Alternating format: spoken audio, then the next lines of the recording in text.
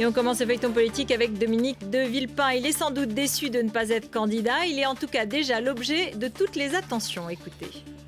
Quelle est la famille politique de Dominique de Villepin? C'est la nôtre. Bien évidemment, c'est un homme de fidélité. Il a vocation à nous rejoindre, j'en suis persuadé. Vous savez, je connais bien Dominique de Villepin, je connais très bien François Bayrou, je ne vais pas vous faire des confidences, mais enfin, ce que je peux dire, c'est que ce sont deux hommes d'État, ce sont des hommes courageux. Je pense que les deux pourraient être amenés un jour à gouverner ensemble. Qui a gagné, qui a perdu le débat entre François Hollande et Jean-François Copé d'hier soir. Aujourd'hui, c'était au cœur des conversations dans le microcosme. Pour Nicolas Sarkozy, il n'y a pas de doute. Écoutez. Non, je ne veux pas le commenter. J'ai trouvé Jean-François Copé excellent. Vous l'aviez trouvé fatigué Non, excusez-moi, c'est vrai. Vous l'aviez trouvé fatigué lors de son meeting à Marseille. J'ai trouvé Jean-François Copé excellent. Et on finit ce feuilleton avec Georges Moustaki qui roule pour Philippe Poutou. Le chanteur s'est confié aux Parisiens. Il explique, je cite, que la parole du candidat du NPA le touche et qu'il a l'air perdu dans l'univers politicien. Georges Moustaki ajoute que Philippe Poutou dit lui-même qu'il ne sera pas élu et qu'il trouve ça attendrissant. Fin de citation. Regardez maintenant, c'est l'œil de Benjamin. Il revient sur les deux visites. Nicolas Sarkozy à Meaux et François Hollande à Strasbourg. Deux visites de style.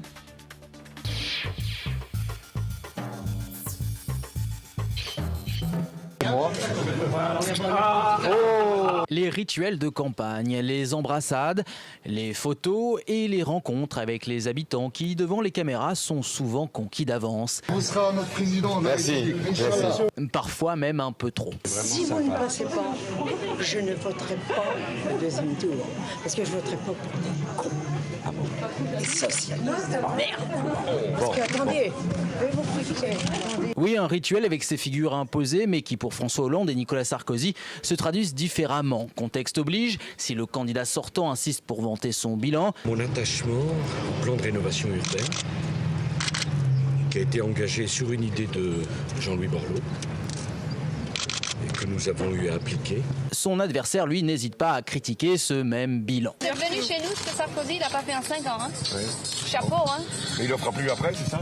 Tout, j'espère. Seulement, observer les deux candidats, c'est bien une question de style qui les sépare. François Hollande contestait sur sa légitimité, s'efforce de clarifier ses propositions afin de gagner ses galons de chef d'État. C'est le nouveau traité qu'il faut corriger, qu'il faut améliorer, qu'il faut compléter. Oui. Ça, on va le faire. Quant au président candidat, parti à la reconquête, lui, tente de renouer avec les Français, naviguant entre confession intime et opération de proximité. Vous allez bien? Ça va, ça va. Du boulot.